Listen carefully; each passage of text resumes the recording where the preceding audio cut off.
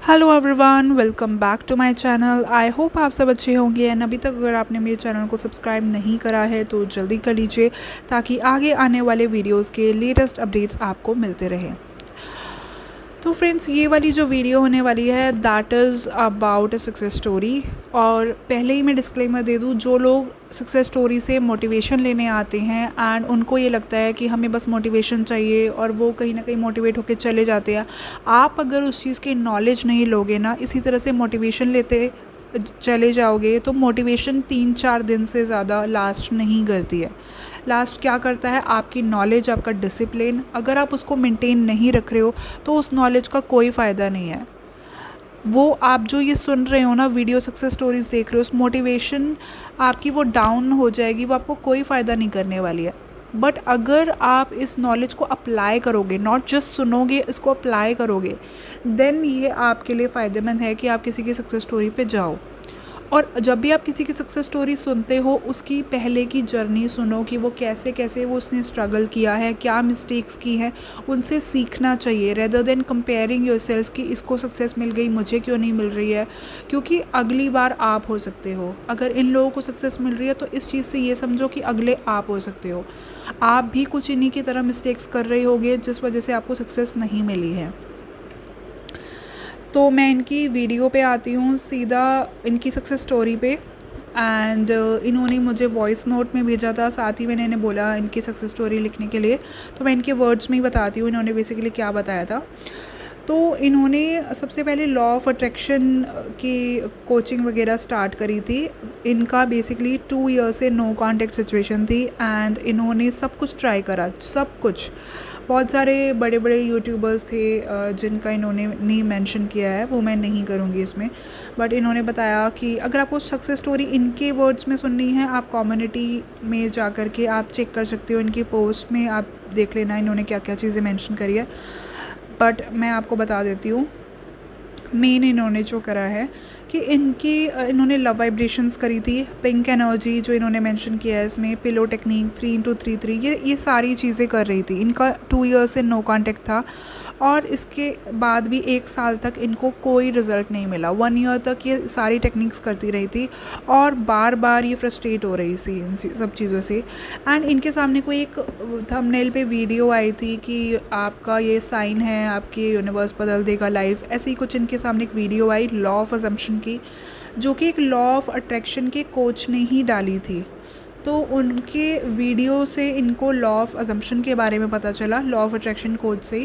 And वहाँ से ये लॉ ऑफ अजम्पशन की वीडियोस देखने लगी और इनके सामने वीडियोस, इनके एल्गोरिथम में यूट्यूब पे लॉ ऑफ अजम्पशन वीडियोस बहुत ज़्यादा आने लगी और इस तरह से इन्होंने चैनल अट्रैक्ट करा और कहीं ना कहीं लॉ ऑफ अजम्पशन की वीडियो सीखते सीखते, देखते देखते ये मेरे चैनल पर आई। एंड देन इन्होंने मुझे बताया अपनी, जब इन्होंने रीच आउट करा मेरे को, इन्होंने बताया कि इनका एक पर्सन है और उनके साथ इनका ऑन ऑफ सिचुएशन रहता है और बहुत ज़्यादा टाइम से ये अपने बातें कर रही थी, पास्ट की बातें करती थी। तो क्या था इनके सिचुएशन में, जो वो पर्सन था ना, वो अपने पास्ट से मूव ऑन नहीं हो पाया था। बेसिकली थर्ड पार्टी सिचुएशन थी, थर्ड पार्टी पूरी तरह से नहीं थी, लेकिन ये कहीं ना कहीं डरती रहती थी कि इस पर्सन का ब्रेकअप नहीं हुआ है, अभी भी ये पास्ट की चीज़ों में अटका हुआ है, मूव ऑन नहीं हो पाया है। और वो जब भी बातें करता था ना, ये बहुत ज़्यादा अफेक्ट हो जाती थी कि ये अभी भी पुरानी बातें कर रहा है, इसको चाहिए क्या, इसको क्यों चीज़ें समझ नहीं आती है। बट इन्होंने देखा कि जब ये जो चीज़ें सोचा करती थी ना, वही सेम चीज़ें इनका पार्टनर रिफ्लेक्ट करने लगा था। सेम चीज़ें यहाँ से डर रही हैं कि अपने एक्स की क्यों बातें कर रहा है, क्यों कर रहा है, और ये अगर ऐसे ऐसे कर रहा है, कल को तो ये और भी बातें करने लग जाएगा, कल को तो ये उसके ज़्यादा ही केयर करने लग जाएगा, कल तो वीडियोस भेजने लग जाएगा। एंड इनको वो चीज़ें दिखने भी लग गई। तो इनको समझ आ गया था कि बेसिकली ये कर तो अपने आप ही अट्रैक्ट रही हैं, ये सारी चीज़ें इन्हीं की क्रिएशन है और इनके ही डर हैं जो आज ही अट्रैक्ट होके आ रहे हैं। तो जब ये मेरे पास आई थी तो मैंने कहा कि अगर आप कुछ नया अट्रैक्ट करना चाहते हो ना, सबसे पहले अपना जार आपको खाली करना पड़ेगा। आप कुछ भी नया एंटर नहीं कर सकते अगर आपके अंदर ये ब्लॉकेजेस भरी रहेंगी ना, तो आप ये नई चीज़ें अट्रैक्ट नहीं कर पाओगे। तो आपको अपना पहले मेंटल डाइट क्लीन करना पड़ेगा। मैनिफेस्टेशन में 2 चीज़ें बहुत इंपॉर्टेंट है, mental diet and consistency. New story के लिए कंसिस्टेंसी, और पुरानी स्टोरी निकालने के लिए डिसिप्लिन, कि आप अपनी मेंटल डाइट रखो, डिसिप्लिन एंड मेंटल डाइट, ये चीज़ इंपॉर्टेंट है। उसके अलावा आपको और कुछ भी नहीं चाहिए, इतना सिंपल होता है मैनिफेस्ट करना। एंड कुछ लोगों का क्वेश्चन होता है हमें बिलीव नहीं हो रहा, तो मैं पहले ही बता दूँ, बिलीव करना ज़रूरी नहीं है, फीलिंग्स लाना ज़रूरी नहीं है, किसी को बिलीव नहीं करना। बिलीव बस इतना करना है कि जो टेक्निक मैं कर रही हूँ वो मुझे मिल जाएगी या मिल गई है, जो मैं टेक्निक कर रही हूँ वो मेरे लिए काम कर रही है, ये इससे डिज़ायर मुझे मेरी मिल गई है, बस इतना हमें करना होता है कि ये चीज़ ये मेरे लिए वर्क कर रही है, दैट्स इट, ये टेक्निक मेरे लिए फेवरेबल है, इससे मुझे रिज़ल्ट्स मिलने वाले हैं या फिर मुझे रिज़ल्ट्स मिल चुके हैं ऑलरेडी। कोई एक पर्टिकुलर डेट डिसाइड कर रहे हो आप तो भी चलेगा, अगर आप कह रहे हो ऑलरेडी मिल गया है तो भी चलेगा। इसके अलावा आपको कोई बिलीव करने की ज़रूरत नहीं है, कोई एफर्मेशन में बिलीव नहीं करना है, आपकी चीज़ें काम करेंगी। अगर आप उसको रिपीट कर रहे हो, हम बिलीव नहीं करते हैं तभी हम रिपीट कर रहे हैं, अगर बिलीव होता तो हमें रिपीटिशन करने की ज़रूरत ही नहीं होती। तो जिन लोगों का ये कहना है कि आपको एफर्मेशन में बिलीव करना है, तो कुछ बिलीव नहीं करना है, ठीक है। इनको मैंने क्या कहा था कि आप उस स्टोरी को रिवाइज़ करो। इनका जो पर्सन था, इन्होंने बेसिकली बताया था कि जो इनका एक्स था वो शादी नहीं कर पा रहा था फैमिली प्रेशर की वजह से, और इन्होंने अपने माइंड में ना वो वाली स्टोरी बहुत ज़्यादा पकड़ी हुई थी कि मैंने अपने पर्सन को देख लिया है एंड उसकी आईडी देखी है और उसने ना मुझे ब्लॉक भी कर दिया है, वो अपनी फैमिली के प्रेशर में आकर के मुझे नहीं पसंद कर रहा, वो बहुत ज़्यादा है ना कहीं अपने फैमिली से इन्फ्लुएंस्ड है, अपनी मम्मी से इन्फ्लुएंस्ड है, वो वाली सारी चीज़ें सुनता है, करता है। और इनका ना बहुत ज़्यादा ही 3D को लेकर के ये स्टक थी।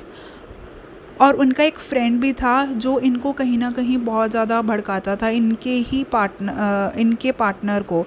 और इन्होंने कहा कि वो ना जब भी हम बात करते हैं ना, वो हमेशा उसी की बातें करता रहता है कि मेरे फ्रेंड कहते हैं कि नहीं तुम सही नहीं हो और हमारा मैच नहीं हो पाएगा, तुम मेरे लिए बिल्कुल भी अच्छी लड़की नहीं हो पाओगी क्योंकि तुम बहुत ज़्यादा ही कहीं ना कहीं ये अपने आप में ना बहुत ज़्यादा नेगेटिव फील करती थी कि हमारा मैच नहीं है बिकॉज़ ऑफ फैमिली स्टेटस, हमारी चीज़ें सही नहीं हैं, कास्ट इशू है। कास्ट इनका इतना इशू नहीं था, मेन इनका इशू जो था वो फैमिली स्टेटस का था, और साथ ही साथ इनको ये लगता था कि ये बहुत ज़्यादा पढ़ी लिखी हैं और इनका पार्टनर उतना ज़्यादा नहीं है, तो ये एक मिसमैच टाइप इनको लगता था। और ऊपर से इनके बीच में एज गैप भी था 2 साल का, तो इनका फ्रेंड इन्हें बोलता था कि वो कहाँ तेरे चक्कर में पड़ रही है, वो मुझे नहीं लगता वो तेरे उसमें इंटरेस्टेड भी है, आई थिंक वो उसको तेरे से कुछ और ही चाहिए।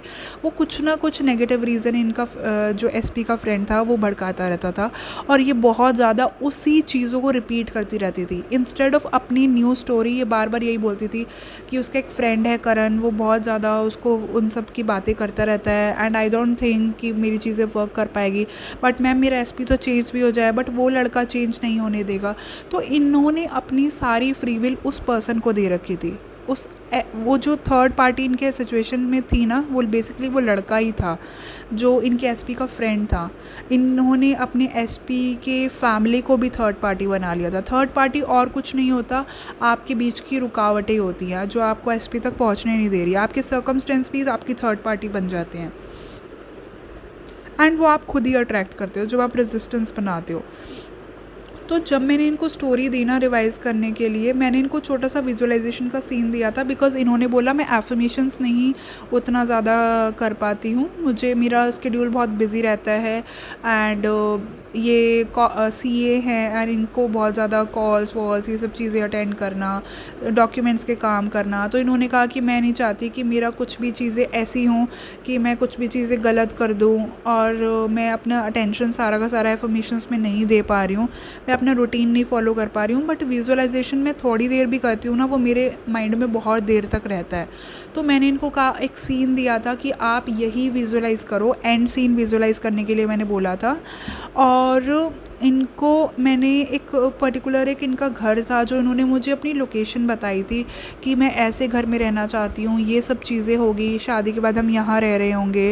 एंड इनके जो एसपी की पर्सन जो एसपी ने ना बेसिकली क्या था कि इनके घर में ना एक वॉल थी जब भी वीडियो कॉल करा करती थी अपने एसपी से, तो उस वॉल पर ना एक फ़ोटो फ्रेम लगा होता था। एंड इन्होंने कहा कि मैं चाहती हूँ, मेरी डिज़ायर है कि उस फ्रेम पर मेरी और मेरे एसपी की फ़ोटो टंगी हो, एंड वो मेरा ड्रीम है कि हम शादी करके वहाँ रह रहे हैं और मेरा एसपी मुझे दिखा रहा है कि देखो ये मेरी वॉल है और यहाँ पर हमारी फ़ोटो लगेगी शादी के बाद। एंड सेम चीज़, एग्जैक्ट सेम चीज़ जो इन्होंने अपने माइंड में विजुअलाइज़ करी थी ना, विद इन सम डेज़ इनको वो रिजल्ट्स भी दिखने लगे। इनके एसपी ने सबसे पहले इनको अनब्लॉक करा, एंड अनब्लॉक करने के बाद इन्होंने जैसे ही उसको इन्होंने देखा कि वो अनब्लॉक हो चुकी हैं, इन्होंने उसके ना आईडी पे जा कर के तुरंत से उसको स्टॉक करना स्टार्ट कर दिया। कहीं ना कहीं इनकी मेंटल डाइट हिली, बट ये इतना ज़्यादा उस चीज़ को विजुअलाइज कर चुकी थी। इन्होंने देखा कि जो इन्होंने ना कुछ कुछ एफर्मेशंस थर्ड पार्टी को लेकर के दी थी, जो एक फ्रेंड था इनके एसपी का, इन्होंने देखा कि उस लड़के को इन्होंने ब्लॉक कर दिया एसपी ने। और इतनी शॉक हो गई कि ये लड़का जो भड़काता था वो बीच की ब्लॉकेज अपने आप ही हट गया। तो यहाँ से आप लोगों के लिए एक मैसेज है कि जो लोगों को थर्ड पार्टी बॉदर करती है, आप थर्ड पार्टी से अपना अटेंशन पूरी तरह से हटा दो। इन्होंने भी क्या करा था, अपना अटेंशन थर्ड पार्टी के लिए, कोई अफर्मेशन नहीं दी थी, कुछ भी चीज़ें नहीं थी। अगर इनके माइंड में आता था तब ये कहती थी कि वो तो बिल्कुल उसको पसंद ही नहीं करता, उसके बातें लॉजिक्स मेरे एसपी को पसंद ही नहीं आती है, बस इतना ही रखती थी। इसके अलावा स्पेसिफिकली बैठ करके कभी थर्ड पार्टी को लेके इन्होंने अफर्मेशंस नहीं दी हैं। इन्होंने सिर्फ अपनी और एसपी की अफर्मेशंस रखी हैं एंड अपना विजुअलाइज करती रहती थी। एसपी को लेकर के थोड़ी बहुत एफर्मेशंस कर लेती थी हैं, बट मेन ये विजुअलाइज़ करती थी। एंड इन्होंने वो जो सीन दिया था, उसमें सीन में इन्होंने जो विजुअलाइज़ करा था कि इनके एसपी ने कपड़े पहने हुए, एग्जैक्ट सेम इनके पर्सन की जब वीडियो कॉल आती है, ही सेड कि मुझे तुमसे बात करनी है। अनब्लॉक करते ही उन्होंने इनको कांटेक्ट करा। पहले ये उसकी आईडी स्टॉक करती रही 2 दिन तक, एंड सामने से इनको पता चला कि एसपी ने उनको कॉल बैक भी करी है, एंड कॉल करके उनको कहा कि मुझे तुमसे वीडियो कॉल पे बात करनी है। एंड जब वीडियो कॉल करी तो इन्होंने देखा कि इनके एसपी ने सेम वही कपड़े पहने हुए थे, वही ड्रेस थी जो कि ये विजुअलाइज़ किया करती थी, एंड वो उसी वॉल के आगे बैठे हुए थे जो इनके माइंड में एक बहुत ज़्यादा इन्होंने फोकस कर लिया था कि इस वॉल पर तो मुझे वो फ़ोटोग्राफ चाहिए ही चाहिए। और इनके एसपी ने बोला कि इस वॉल पर ना एक दिन तुम्हारी पिक लगेगी, जहाँ पे वो कहता कि मैम मैं ना कहती कि मैम मैं बार बार ना ये जो इमेजिन किया करती थी कि यहाँ पर तो ना एक्स वाली इमेज थी, ये इनके माइंड में आया करती थी।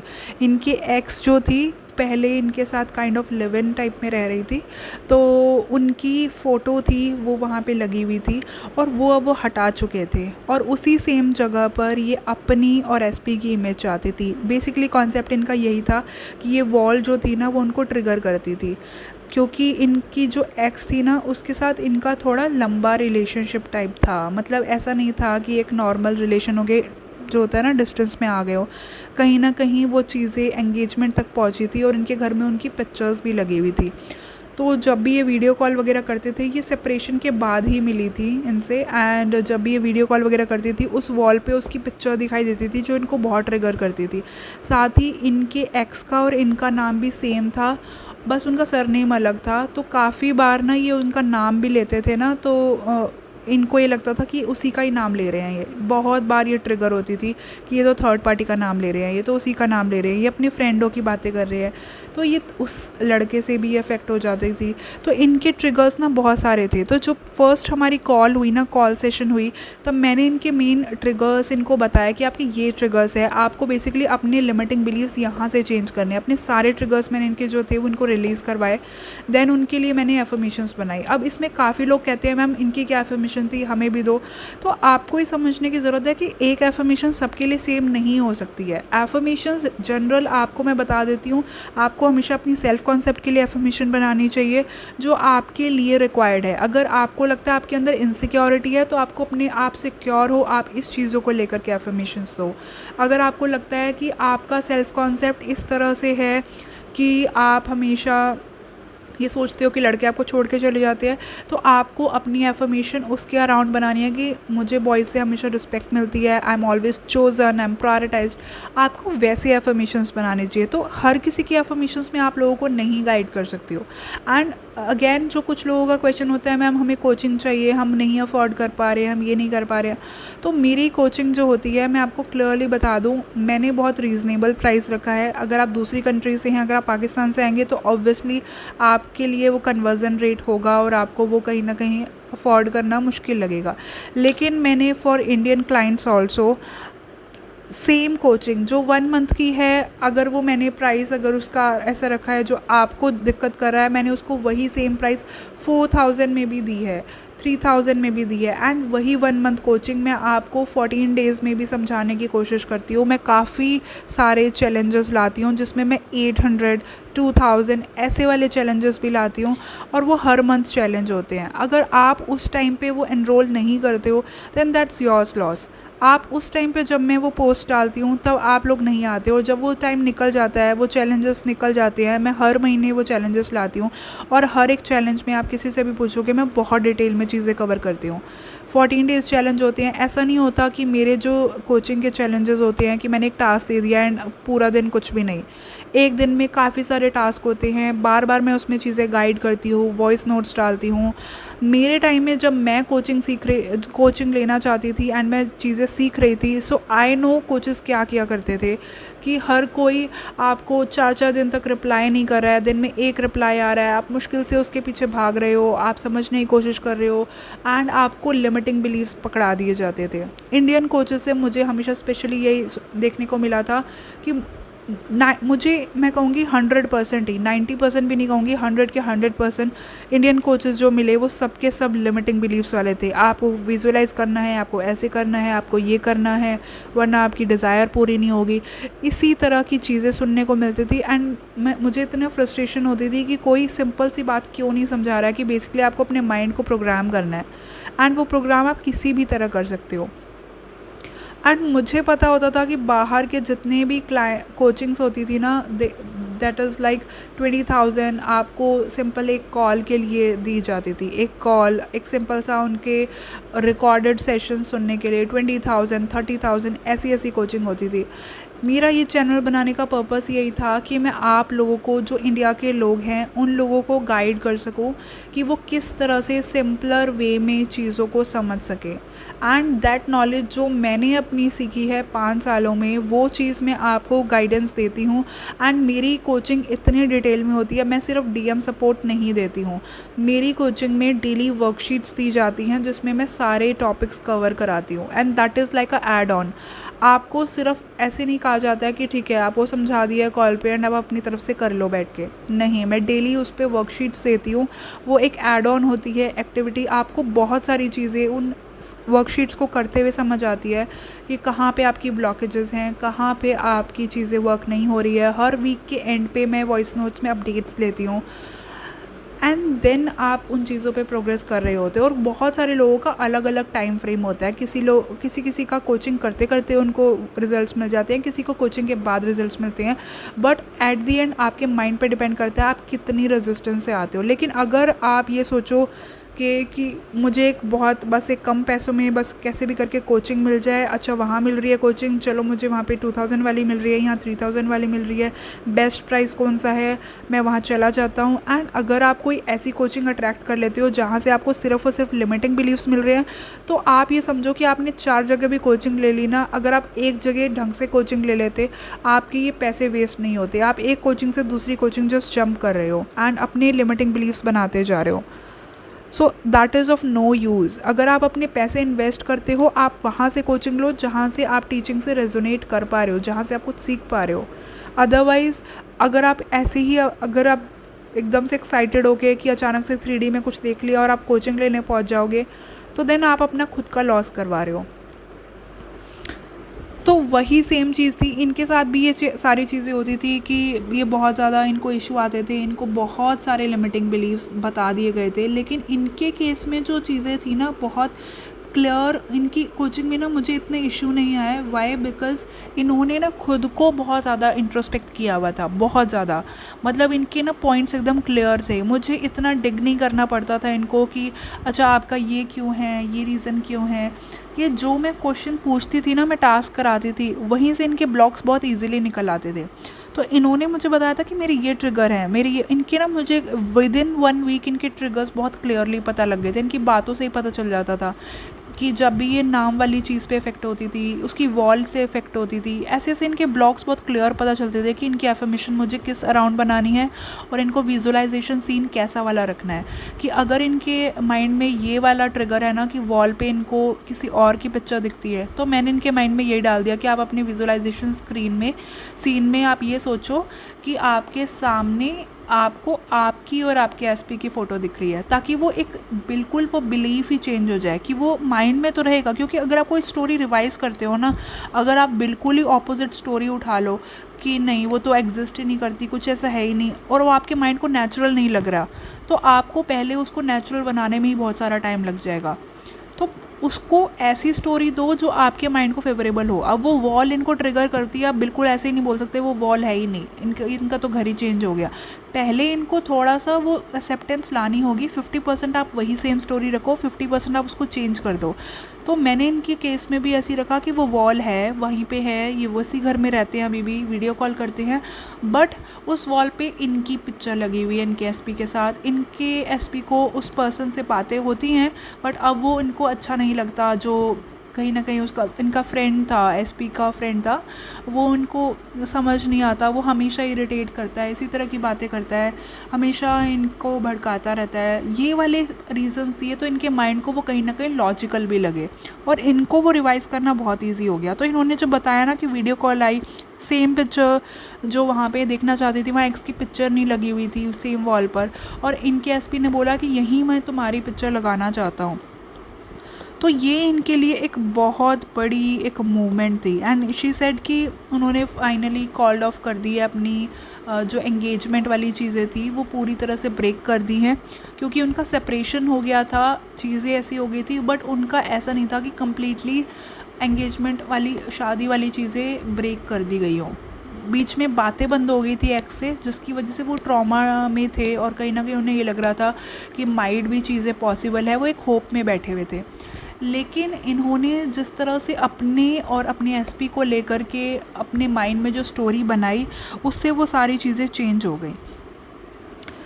तो इनके वर्ड्स में अगर आपको एग्जैक्ट स्टोरी सुननी है या पढ़नी है, तो आप कम्युनिटी में जाके पोस्ट सेक्शन में आप जाके इनकी स्टोरी रीड कर सकते हैं। बट आपको मैंने डिटेल में बताने की कोशिश करी है कि इनकी मेन स्टोरी क्या थी, कि इनके जो ब्लॉग्स थे, इनके जो एसपी थे, उनकी कहीं ना कहीं शादी वाली चीज़ें चल रही थी और थर्ड पार्टी भी थी, कहीं ना कहीं 3D बहुत ज़्यादा अपोजिट थी, अगेंस्ट में लोग थे। इससे आपको एक और चीज़ समझ आएगी, जो लोग कहते हैं हमारे अगेंस्ट में फैमिली भी है, हमारे अगेंस्ट में 2-3 लोग हैं, उनकी एनर्जी कंबाइंड होकर हमारे अगेंस्ट हो जाएगी। नहीं, ऐसा कुछ नहीं होता। ऐसा नहीं है कि 4 लोग आपके अगेंस्ट बोल रहे हैं तो 4 लोगों को एनर्जी मिला के वो 4 टाइम्स बन जाएगी।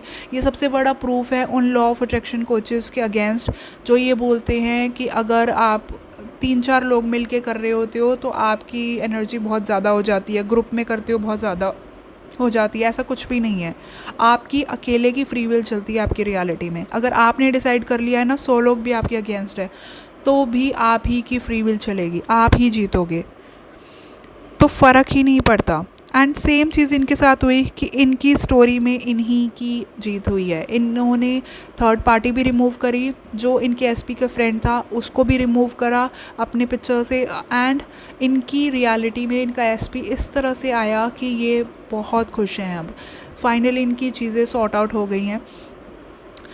तो आपको अगर इनकी स्टोरी से समझ आया होगा ना, तो आप वही सेम चीज़ अपनी स्टोरी पे अप्लाई कर सकते हैं। आई होप आपको क्लियर हुआ हो। एंड अगर आपके कोई भी डाउट्स हैं, अगर आपको क्वेश्चंस हैं, तो आप मुझसे कमेंट्स में पूछ सकते हैं। बट अगर आप डेप्थ कोचिंग चाहते हैं, 1-to-1 कोचिंग चाहते हैं, तो इसमें मैं पहले ही डिस्क्लेमर दे दूँ, अगर आप एक्चुअल में खुद पे काम करना चाहते हैं तभी आप मुझे कोचिंग के लिए रीच आउट करें। अदरवाइज़ अगर आप एक्सपेक्ट करते हैं कि आप बिल्कुल उस पर मेहनत नहीं करना चाहते, चीज़ें फॉलो नहीं करना चाहते हैं, तो आप अपने पैसे वेस्ट कर रहे हैं। आप अगर अपने ऊपर काम नहीं करोगे तो आपको कोई कोच आपको चेंज नहीं कर सकता, बिकॉज कोई आपके माइंड में घुस के आपको चेंज नहीं कर पाएगा, आपके थॉट्स को नहीं पलट पाएगा। सब आपको गाइड कर सकते हैं, एट दी एंड काम आपको ही करना पड़ेगा। तो आपको उसके लिए एक्टिव रहना पड़ेगा कि ठीक है, मुझे ट्रस्ट करना है। अगर मुझे कोई गाइड कर रहा है, कोई अपने एक्सपीरियंस शेयर कर रहा है, तो that person has that knowledge कि ठीक है, अगर ये मेरे लिए भले के लिए है तभी मुझे बताया गया है। अगर बिलीव ही सबसे बड़ी चीज़ है, अगर आप अपनी उसी चीज़ पे बिलीव नहीं करोगे कि कोई समझा रहा है तो आपके भले के लिए चीज़ें बता रहा है, और आप उसको फॉलो करने की बजाय अगर आप कहो कि नहीं मुझसे ये नहीं होता, मुझसे वो नहीं होता, एंड आप सेम रिपीटिशन पे लूप पे जा रहे हो, स्पायरल कर रहे हो, दैन अगेन आप अपना टाइम वेस्ट करोगे। अगर आप किसी से कोचिंग लेते हो, अगर आप रेजोनेट करते हो तभी आप कोचिंग लिया करो, ठीक है। एंड अगर आपको कोचिंग लेनी है तो आप मुझसे 1-to-1 सेशन लेने के लिए आप मेरे डिस्क्रिप्शन में जा कर के मुझसे मेरी आईडी देख सकते हैं। कोचिंग लेने के लिए जीमेल आईडी आपको मिल जाएगी, आपको मेरी इंस्टाग्राम आईडी मिल जाएगी। एंड साथ ही मैं आपको पहले ही बता दूं 1 मंथ चैलेंज जो है वो स्टार्ट होने वाला है। वो होगा 1 मंथ में जो होगा बेसिकली 2 चैलेंजेस होंगे। एक हो चुका है ऑलरेडी 14 डेज़ वाला जो कि मैरिज प्रोग्राम का था, जिसकी वीडियो भी मैंने पोस्ट करी थी। अभी एक जो 14 डेज़ का होने वाला है that is a mental diet challenge. And काफ़ी लोगों को ये शिकायत रहती है कि हम मेंटल डाइट नहीं फॉलो कर पा रहे हैं, नेगेटिव थॉट्स बहुत ज़्यादा आ रहे हैं, नहीं कंट्रोल कर पा रहे हैं। एंड साथ ही जिनको कंसिस्टेंसी की भी इशू है कि वो कंसिस्टेंसी से नहीं कर पा रहे हैं, तो ये 2 चैलेंजेस अभी करंटली स्टार्ट होने वाले हैं। नेक्स्ट वीक से 22 अप्रैल से स्टार्ट होने वाले हैं 7 डेज़ एंड 14 डेज़ चैलेंज, जिसका प्राइस मैंने बहुत अफोर्डेबल रखा है। 800 rupees for the consistency challenge and 2000 rupees for the mental diet one. That's it. आपको 14 डेज़ का चैलेंज मिलेगा फॉर 2000, 7 डेज़ का कंसिस्टेंसी होगा 800 का। कम्युनिटी में पोस्ट में जाके आप चेक कर सकते हो डिटेल्स कि उसमें क्या क्या टॉपिक्स कवर होंगे। आपका पॉजिटिव माइंडसेट शिफ्ट हो जाएगा, दैट इज़ फॉर गारंटीड। और अगर आपका माइंडसेट पॉजिटिव हो जाता है तो आपको 80% हेल्प मिल जाती है अपनी मैनिफेस्टेशन जर्नी में एंड स्टेट में रहने के लिए। And it will be a group coaching. उसकी डिटेल्स आपको चाहिए तो लास्ट वीडियो आप चेक कर सकते हैं, आपको मिल जाएगी मेरे चैनल पे। एंड मिलते हैं हम नेक्स्ट वीडियो के साथ। मेंटल डाइट का सेकंड पार्ट आएगा, आपको बहुत क्लियरली समझ आ जाएगा कि क्या करना है क्या नहीं करना। That will be a continuation series. उसके 3 पार्ट्स मैं बनाऊंगी अभी। एंड अगर मुझे कोई और टॉपिक्स लगता है कोई मिस हो गया है मैं उसको आगे कवर करूँगी, बट सेकंड पार्ट बहुत जल्दी आने वाला है। तो मिलते हैं नेक्स्ट वीडियो के साथ, तब तक के लिए till then take care, bye bye, happy manifesting.